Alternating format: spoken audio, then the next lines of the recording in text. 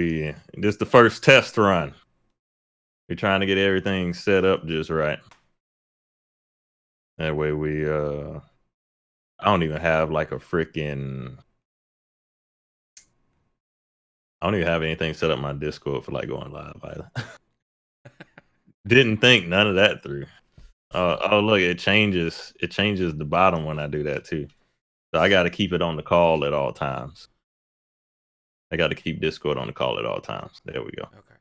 Are we doing videos like the Battlefield 5? Are we doing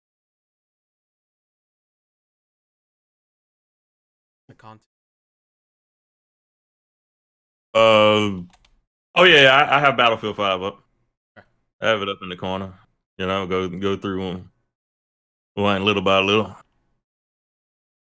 But shit. I haven't even touched Battlefield 5 in a hot little second. I guess we could start with goddamn Battlefield 5. Yeah, I haven't touched it either. Point. Let Atlas take a quick little dirt nap. We can pull up Battlefield 5 instead. Battlefield. The thing is, what gets me is the game is actually suffering right now. You're talking about it did way better than like I think it's better than Battlefield 1. I can agree with that. I think it failed on it being, I guess, stressed out by the fact that something more of a viable solution. You notice, depending on what it first launched, depending on what platform you're on, console got it worse. PC, in the sense that consoles got delivered like half a game. They didn't even get like a full single player campaign at launch. And a lot of the hate that game based on, I guess, developer policies, what we're okay with now with AAA titles, like first feed us, you know, a netcode with 20, essentially 20 hertz, and we're okay with it. There's a few of us that are like, oh, why the hell would you hertz when you gave us 6 hertz? Wait, it was 20 hertz? No, I'm just saying, like, for the 20 hertz was Call of Duty. Oh yeah. We're okay on specific titles, and in a sense, being screwed over, especially when it comes to netcode and the way they hook servers, right? A lot of people were okay with 20 hertz Call of Duty servers. I would not be okay with that. That's why I don't own the game. But we need to get back to holding the developer and the company liable for subpar development. It's a subpar product. And I think in certain aspects, Battlefield 5 was great at listening to the community and fixing those issues that we had in beta. But then it kind of like stagnated. It kind of just went downhill when it comes to keeping us, I guess, all inclusive, keeping us entertained. After a while, there's gonna be like it's the same thing, right? And keep the retention. The retention is repetitiveness. Difficult. Yeah, and it goes for any game, right? Not just Battlefield 5. But I guess that's what's gonna happen. I don't know if you recall Battlefield 1 and how crap storm that was, how long they took to release the DLC. The first wave of, if you're not Origin Access, not a digital deluxe or a season pass holder, you only get the content release in this specific amount of period. Right? So by the time that you had a vanilla copy, you had to wait. I don't remember the time frame. I think it was like 2 weeks or 4 weeks, depending on what a copy you bought. Right? Season pass were like off the rip. You got the content.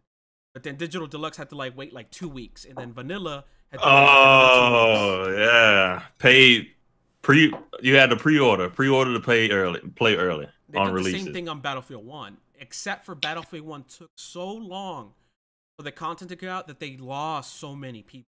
So when the new content did come in, they were like, it's okay. And then you would gain the first few days, and then you would lose because you have no retention. And that's kind of what I think Battlefield 5 was a little bit better at the get-go with that, but it was still confusing, right? Because we were Origin Access Premier holder. So we got it before anybody else did. And then the next in line were Digital Deluxe and then Vanilla, and the dates were all over the place.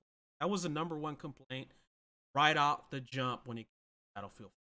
Is why do we have to wait? Why is the timeline so based on how much you spent on them?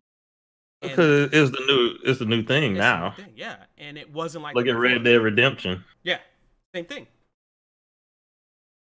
So now you have to, when you pre-order games, you get the different tiers, and based on which tier you get, it's slicing up the community little by little. Because oh man, I got to pre-order so I can get in on this time. Oh, you didn't pre-order it? Well, I can't play with my friends. What's the point in playing? And I think that's where we're gonna start. Well, we should hold these developers accountable. Marketing team accountable. Them essentially creating this hierarchy of society, right? The guy that has the more sense versus the guy that just barely scrunched up their pennies at GameStop and got the $60 vanilla version. He can't play until like 6 weeks after everyone. And if we allow them to start doing that, more and more AAA titles release, and as a community, hey, we don't want. Just gonna continue doing it at the point where it's like $60 doesn't, $80 a new, or $100 a new, just to try to play. I think well on their side of the house with the developers, I think it's because loot boxes are going out of style. And pre-orders are down. So what a good way to get somebody to pre-order, hey, you get in here early if you come to our, well, the subscription service is what Microsoft tried to do with Sea of Thieves. You know, instead of paying $60, you pay $10, you get into the game. Now it's like, hey, you pay early, or if you have our subscription service, you can play early. Because that's what I did. I didn't buy Battlefield 5. I paid for the top tier Origin. I was like, you know, if I pay for this, I get access to this and everything else, which is great for content creator, and in reality is great for a consumer early on. In the long term, how much money you're actually going to be spending over a period of time, it might not be so much in your favor unless you cut it off early. But if you ever decide you want to go back to those games, you're still going to have to pay for it. Right. Like the subscription service. Right. And I guess they're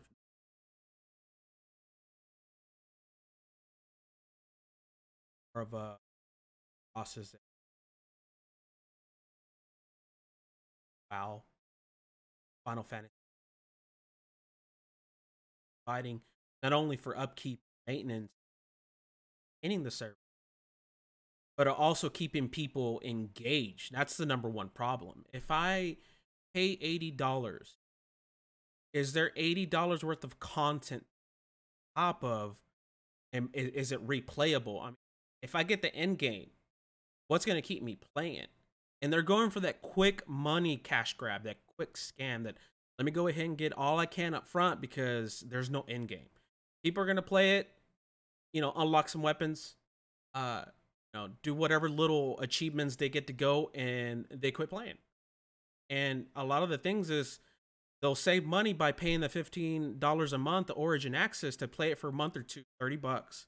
And then they're out. They're like, dude, that wasn't a $60 game, or that wasn't a game that I can say either I'm going to buy it full out or keep playing. So it sneaks its way in there too. Yeah. Oh, it does. It sneaks its way, man. I remember sitting down. I was like, oh, cool. I got like $120 left. Origin access, $25. Oh, hell no. Nah. Right. It sneaks in there because you forget all about it when you're not playing Origin games. Right. Final Fantasy 14, I think you might be confused with Final Fantasy Online. I don't think 14 has a subscription service. One of them does. That's a single. Zeta's a man when it comes to 15. 15. I think Final Fantasy 15 doesn't have one, but yeah, you know what I meant. One of them has a subscription service. Whichever one Zet plays is the online. Yeah. That's an MMO. It needs a subscription service. Right. That's a lot of people to deal with. Right, and the same thing goes with WoW. So regardless, get them with the copy. I don't even know how much Warcraft is now. Lost even. And then they'll keep distracted by the time, but it also lets auction houses are cash grab.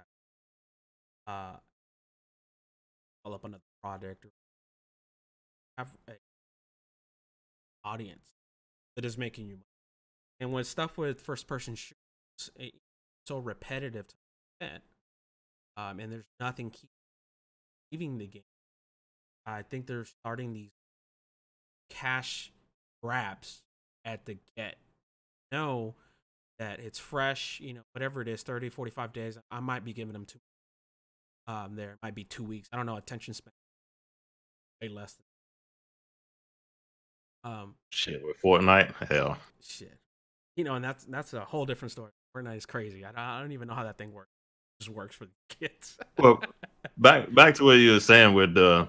I think the biggest thing is it's just EA.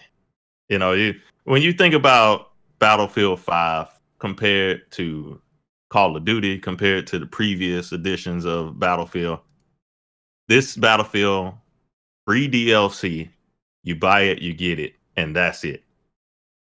The game worked on day one. As soon as it was released, everything worked just fine. We had a blast with friends. The only reason we didn't keep playing is because we didn't, hey, anybody online to play Battlefield? I guess not. Well, guess I'll go play something else, because it's a game you play with friends. It's not something that you play by yourself.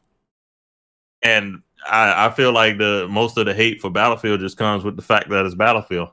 Right. I mean, that is EA. The fact that it's just EA. I want to stick it to EA for this and this.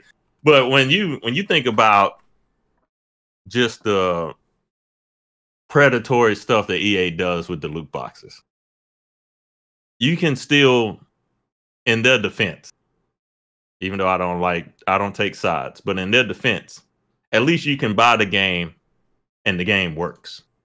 Sure. And then you go deal with the loot boxes and microtransactions and stuff like that, where you might now pay for a $30, $40 early access game on Steam and the game be abandoned by the developer 6 months down the line.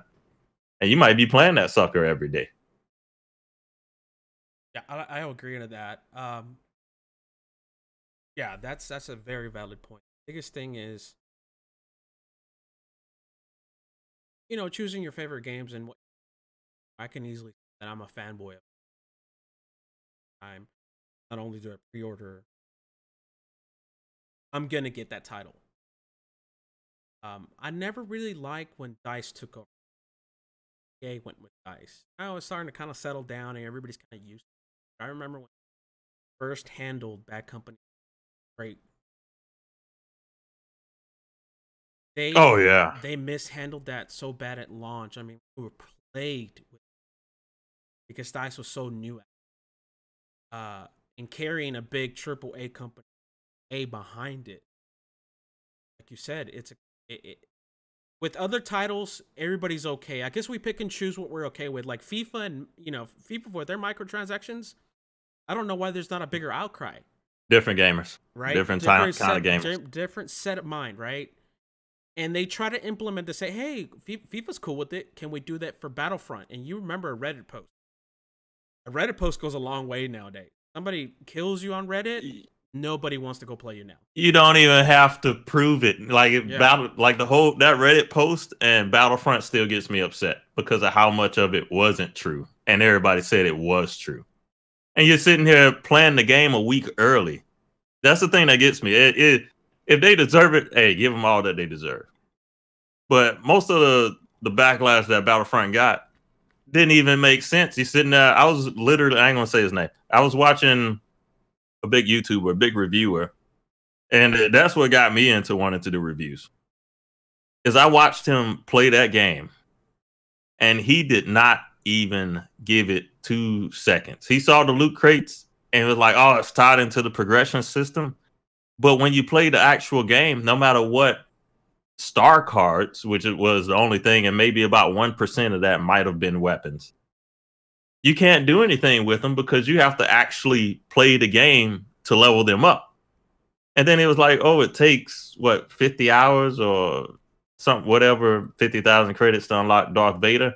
I remember I was playing the campaign, and every time you beat a campaign level, you were getting like 10 to 20,000 credits on launch. And then they had this career tab where if you accomplish stuff in the career tab, it also gave you a good 5,000 to 10,000 credits. So in about 5 to 6 hours, you could have well, not even then, like actually about 4 or 5 hours, you could have unlocked Darth Vader.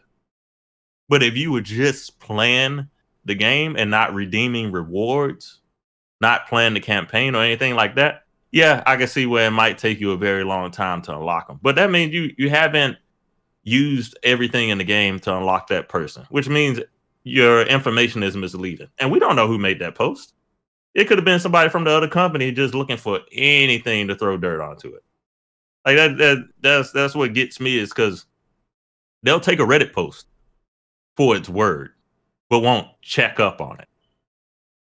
You know, I recall the person being like, I heard it takes something like 50 hours on this Reddit post. I was like, you can't say that. You haven't confirmed the information. What's the point in you saying something like that if you haven't confirmed it? Like, what? And explain what's wrong with Battlefront 2 versus the original Battlefront. One guy told me, oh yeah, you can't run up and jump in the ship and then take off. You have to actually go like buy buy the TIE fighter or buy this. I was like, so you liked getting ass raped trying to take off while somebody shooting down on you? You enjoyed that in the original Battlefront? The main thing I missed was Galactic Assault. Conquest? I don't remember what it's called. I'm mixing them up now. I think it was called Galactic Conquest. I missed that in single player, or playing with co-op and just going back and forth and trying to take over planets. I don't get how in multiplayer they haven't used that to create like some fun multiplayer assets, but even that had no paid DLC in it. Battlefront has no paid DLC. Battlefield has no paid DLC, and Titanfall 2 had no paid DLC. So if all these things have no paid DLC and all the other games do, the only thing I can think of is you're only truly giving these games shit is because EA is the publisher and not because they're bad games. That's the only thing I can think of. I can see that. And I can see that, especially like half the time when there's no even if there is somebody who says, dude, I played it 40 hours and your post this and this, your mic's cutting out. Even if you play it, say for example 40 hours, and you tell them this is how the system actually works, the damage has been done. You know what I mean? The validation after everybody's like, saying, yeah, it's true, but then the one dude that comes in gets buried by everybody that's just complaining about EA, like you said, like complaining on the main company, versus actually listening to somebody says like, dude, I just played it. I played 40, 50 hours on it. This is working. These things are untrue, but it gets buried, and then nobody wants to go read because what happens when anything bad happens? You go tell two friends, right? And they tell two friends, and they tell two friends when it's negative. But when it's positive, you might tell one person, and they may or may not tell somebody else. That's why bad news spreads so fast, because you're in I don't know if it's vindictive or whatever it may be called, that you say, I'm going to tell everybody my bad experience on this one game, and I'm going to spread it everywhere, and they're going to tell whoever they know, hey, don't get it because I read this, or my dude that does this these reviews, he said this is trash. And then that's how negative spreads so fast versus positivity. You know what I mean?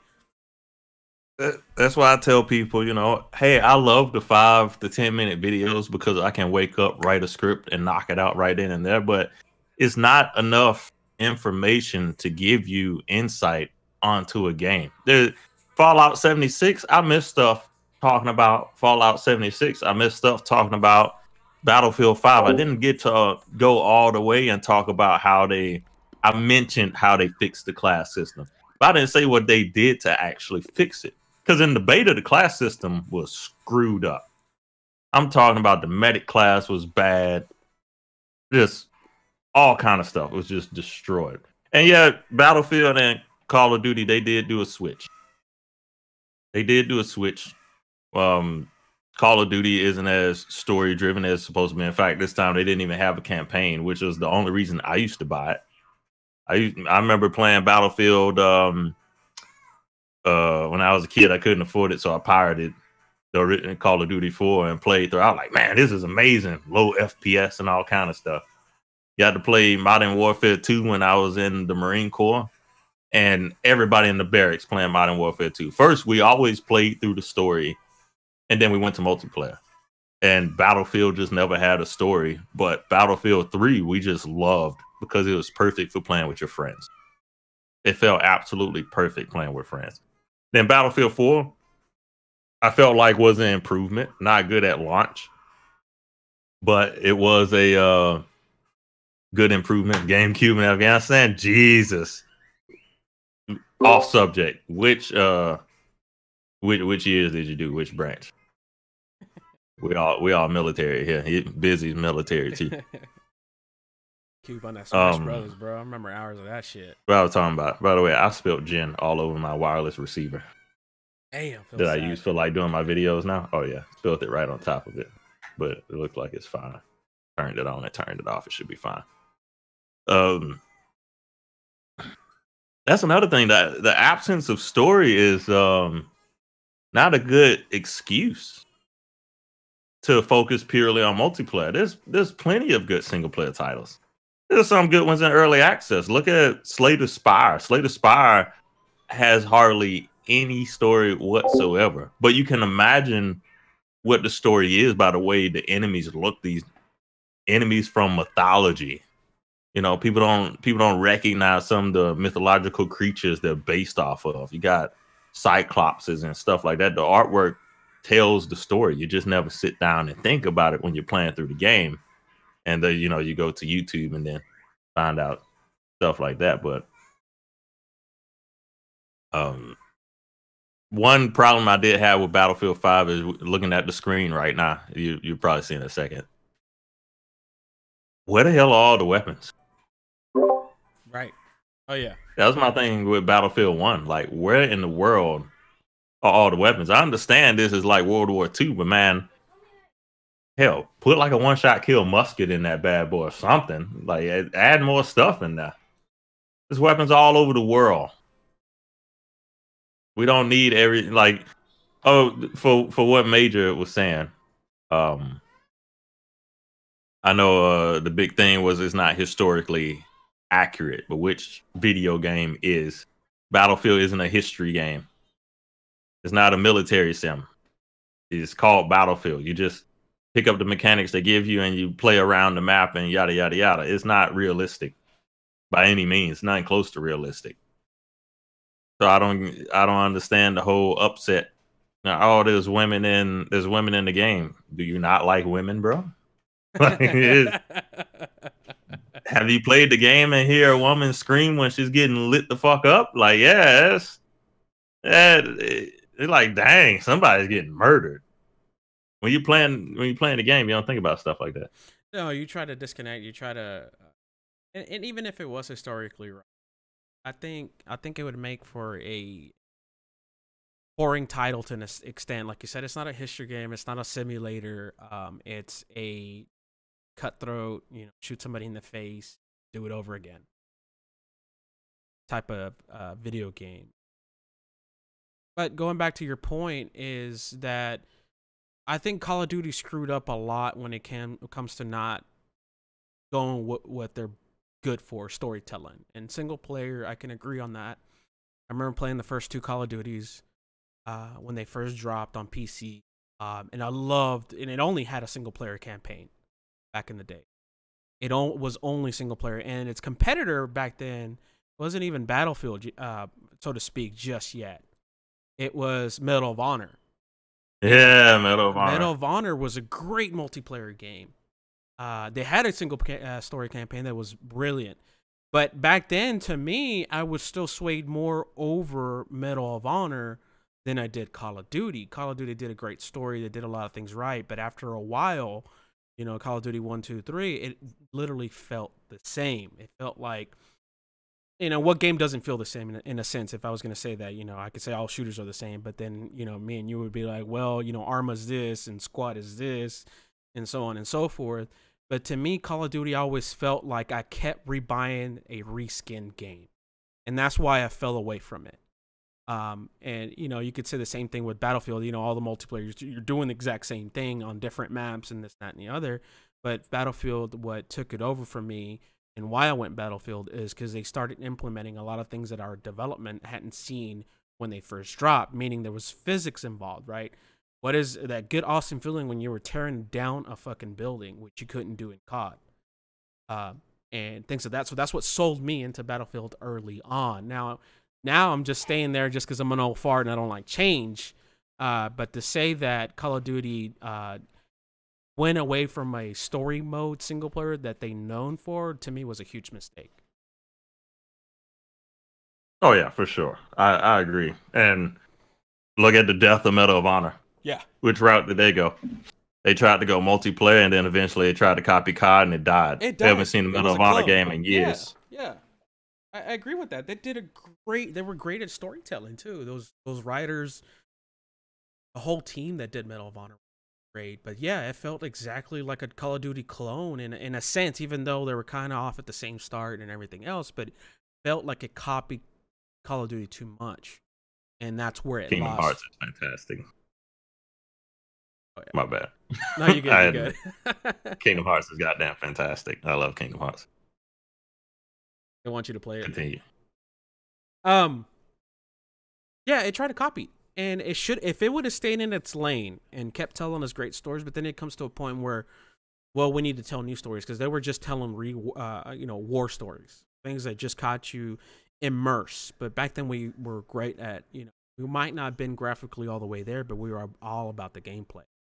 Nowadays, you talk to any kid, any whatever, it doesn't matter, any young guy. Oh, the graphics look like shit. And I was like, okay, but how's the gameplay? And they look at me, he's like, I don't know. The graphics look like shit. I'm like, I don't give a damn about the graphics. Is the game good? I play indie games. I don't, I'll still kick my old school fucking, a Nintendo emulator on and go play some of the classics. Your mic's breaking up. Oh, you're dropping out.